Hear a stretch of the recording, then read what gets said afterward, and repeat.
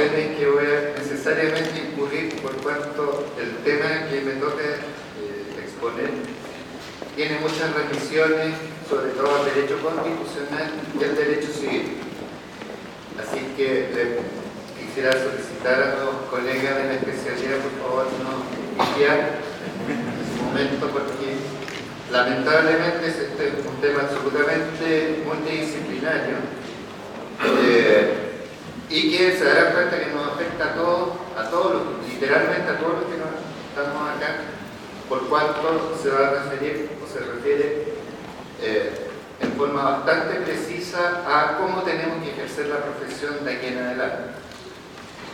Bien, el tema que me toca exponer son las nuevas normas antielusión contenidas en el proyecto de reforma tributaria, que básicamente contiene o introduce, mejor dicho, el artículo 4 bis al Código Tributario, que se establece una norma antielusión general, un artículo 4 ter, en virtud de la cual se introduce una norma contra abuso. Vamos a ver abuso en contra de quién. El artículo 4 quater, en virtud de la cual se introduce una norma antisimulación, y el artículo 14 de la Ley de Impuesto a la Renta, que se refiere a la atribución de rentas que cae dentro del mismo del mismo razonamiento sobre antielusión. En primer lugar está el artículo 4 bis del Código Tributario, que es de alguna forma una buena y mala noticia para los contribuyentes. ¿Por qué? Porque introduce una norma sobre lo que se ha llamado la doctrina de la realidad económica en materia tributaria. ¿Qué quiere decir esto? Que se prescinde de cualquier forma que haya revestido los contratos celebrados por las partes y se va a la sustancia o al fondo del contrato. Entonces, ¿qué sucede? Que en definitiva, lo que señala o va a señalar la ley es que acá se levanta el velo de las formas elegidas por los contratantes, llámese, o sea, pueden ser sociedades, pueden ser contratos de compra-venta, contratos de arrendamiento, etc. Y se va al fondo de lo que, comillas, quisieron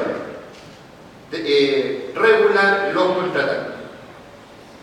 ¿Por qué les digo que es una buena y mala noticia? Porque, como se lee de la lectura de la norma, que es la parte que está arriba, que señala que las obligaciones tributarias nacen y se exigirán con arreglo a la naturaleza jurídica de los hechos, muy importante la palabra hechos, actos o negocios realizados, cualquiera que sea la forma o denominación que los interesados le hubieran dado, y prescindiendo de los vicios o defectos que pudieran afectar. ¿Qué quiere decir esto de los hechos? Porque en materia tributaria lo que se graban son hechos jurídicos que nosotros denominamos hechos grabados. ¿Qué quiere decir esto? Que son hechos materiales, no son ficciones, no son entelequias jurídicas que se graban, sino que deben grabarse hechos físicos. Por tanto, la investigación sobre la realidad de una operación pasa por investigar los hechos que le sirvieron de trasfondo a esa operación. Es decir, lo que hicieron en la realidad los contratantes, más que lo que quisieron demostrar hacia terceros en las formas que eligieron. Ahora bien, esta norma, que aparentemente levanta el velo a favor del fisco, a mi juicio, también levanta el velo a favor del contribuyente. ¿Por qué? Porque así como el fisco tiene derecho a indagar cuáles fueron los hechos reales que sucedieron detrás, el contribuyente, en virtud de la misma norma, la misma que estamos señalando acá, tiene derecho a que se sepa la realidad de lo que le ocurrió. Me explico. Y esto los abogados que tramitamos en materia tributaria lo vemos todos los días. Muchas veces, por una cuestión de error del contribuyente. Es decir, porque por ejemplo se hizo asesorar mal y en la contabilidad se le dio un tratamiento inadecuado a una determinada partida, o bien por una mala práctica en virtud de la cual en las escrituras se señala, por ejemplo, que el precio se pagó al contado en una compra-venta y en realidad se pagó al crédito o se pagó con anterioridad. En fin, todas estas situaciones no reflejan la mayoría de las veces la realidad de lo que ocurrió. Entonces, ¿qué sucede? Que hasta el momento el servicio se basa en lo que aparentemente ocurrió. Entonces, si por ejemplo, en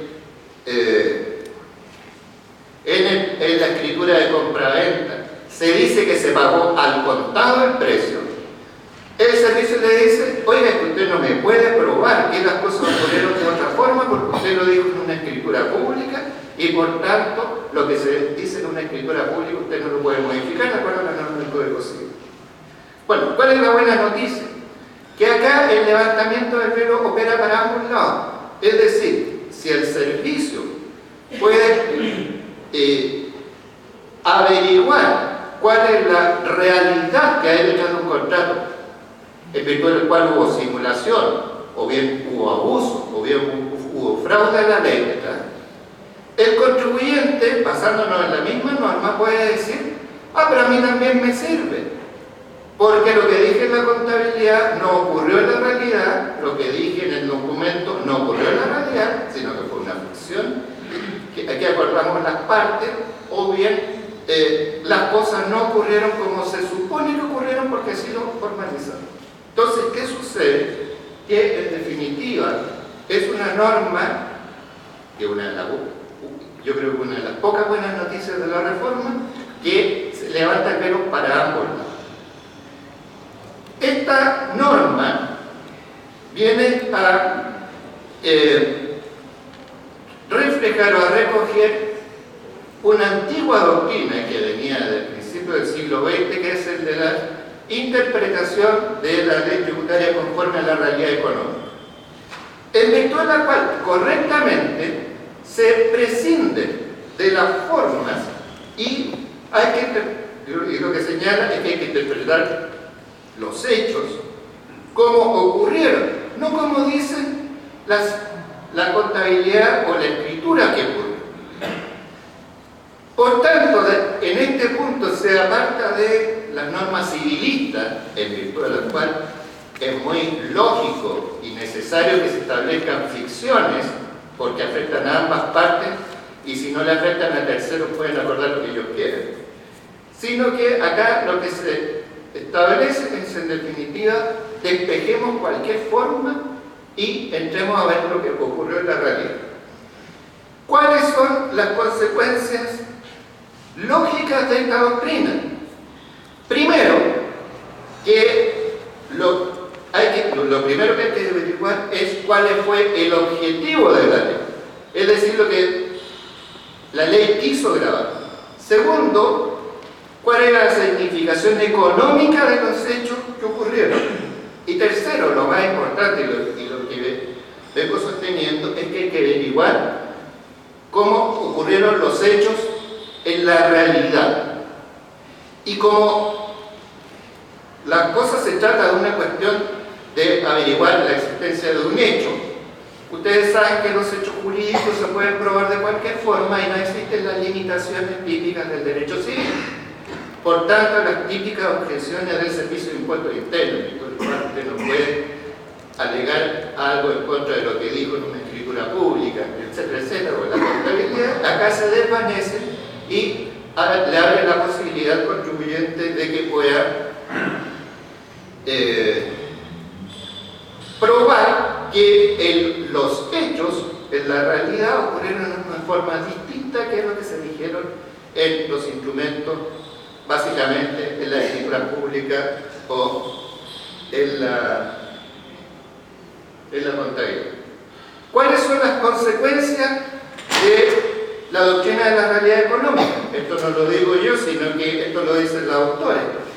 Primero, es irrelevante que el hecho ocurrido sea ilegal. Fíjense. O sea, da lo mismo si esta cosa ocurrió dentro del marco legal o bien era ilegal. Da lo mismo porque a mí me interesa lo que ocurrió en la realidad. Segundo, da lo mismo si el acto jurídico, contrato, convención, sea ineficaz o se convierta en tal, es decir, que sea civilmente nulo. Tercero, los negocios simulados y las adaptaciones ficticias son irrelevantes a efectos impositivos. Es decir, si usted en un acuerdo de voluntades hizo una declaración ficticia con su contraparte, a mí me da lo mismo porque a mí lo que me interesa es la realidad. Y cuarto, y acá es donde entroncamos con la nueva norma, la ley tributaria no puede ser eludida mediante el abuso de las posibilidades de configuración de derecho. Es decir, entroncamos acá con la segunda norma que vamos a ver en un momento más, que es la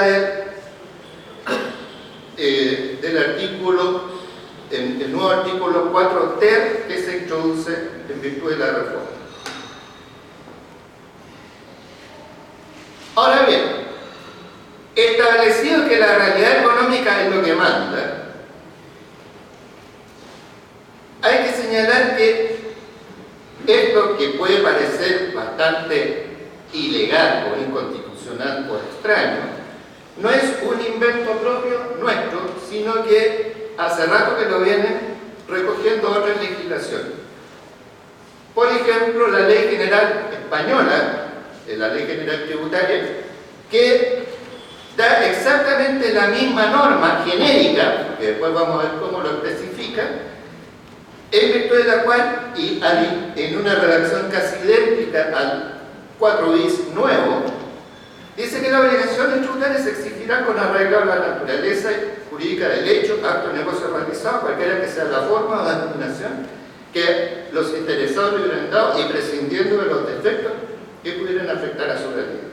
En otras palabras, la norma española es idéntico a este principio general que acabamos de enunciar de la realidad económica, que es el que se viene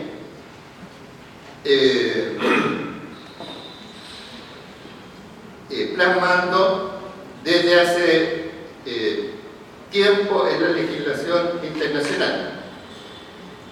Ahora bien,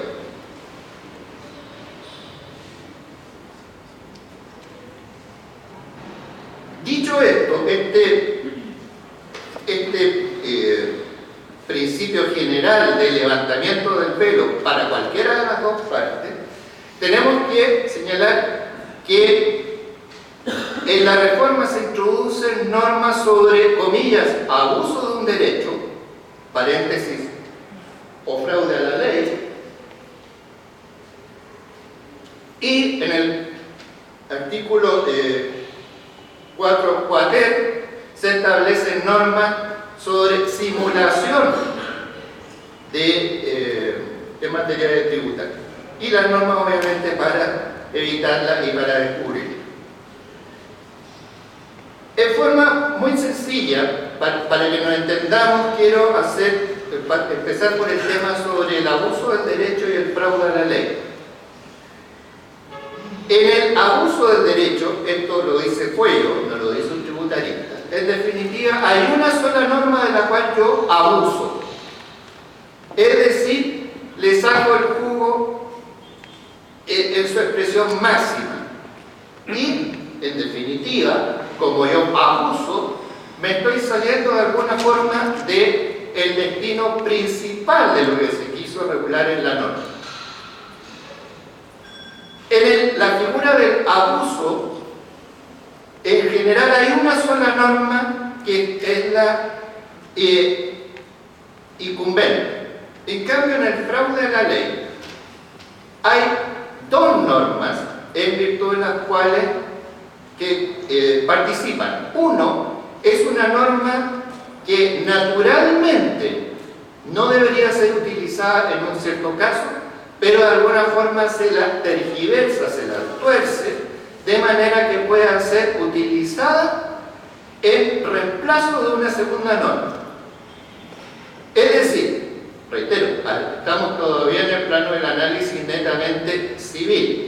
El abuso del derecho, literalmente como su nombre lo indica, yo abuso de la norma. En el fraude de la ley yo tomo una norma y la traslado de forma forzada a una situación para la cual naturalmente no fue concebida. Después vamos a ver el concepto de simulación, que básicamente es el acuerdo de dos partes con la finalidad de ocultar o engañar a un tercero y a veces produce un perjuicio. ¿Cuáles son las normas anti-abuso del derecho? La primera norma es la nueva norma del artículo 14 de la Ley de Impuesto a la Renta, que señala que el servicio podrá impugnar fundadamente la forma o atribución acordada o llevada a cabo por los contribuyentes, atribuyendo la renta de acuerdo a la norma a la forma en que ésta se había distribuido o asignado en condiciones normales de mercado,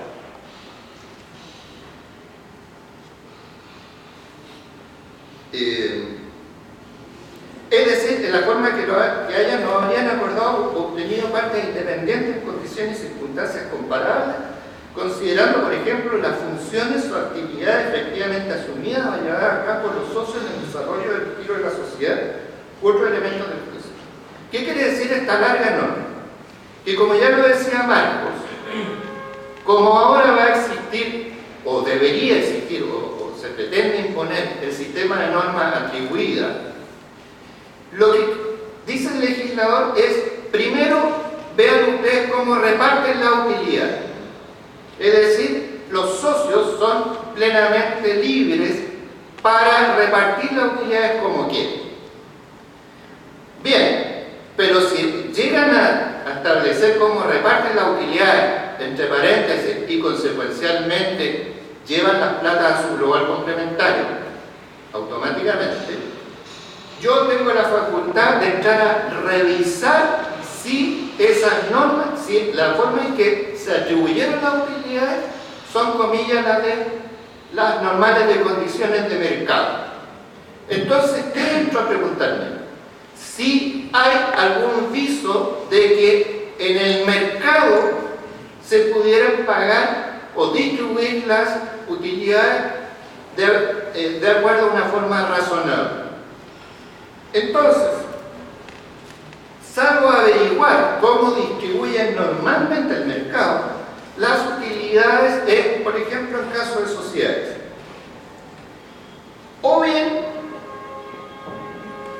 me pregunto qué pasaría si el acuerdo de distribución de utilidades se hubiera pactado entre partes independientes, es decir, que no tienen nada que ver entre sí. En fin, en definitiva, lo que yo tengo que entrar a averiguar en caso de impuestos internos es cómo lo hace el mercado si las partes no están relacionadas. Si el mercado dice que en una sociedad las utilidades, dadas ciertas circunstancias, si ambos socios trabajan, se dividen en 50 y 50, bien. Pero si hay una situación anómala en que uno de los socios se lleva el 99% de la utilidad y el otro el 1%, y el que se lleva el 1% es el que trabaja, y el que se lleva el 99% es el papá, por ejemplo, del médico que tiene su consulta, y el otro que se lleva el 90% es el papá que tiene 80 años y que no tiene idea de medicina. Obviamente, la forma en que se han atribuido las rentas no tiene ninguna relación con lo que debería suceder en el mercado entre partes independientes. Porque a lo mejor se podría llegar a la conclusión que en virtud del mercado el papá debería llevar un 1% y el médico, que está produciendo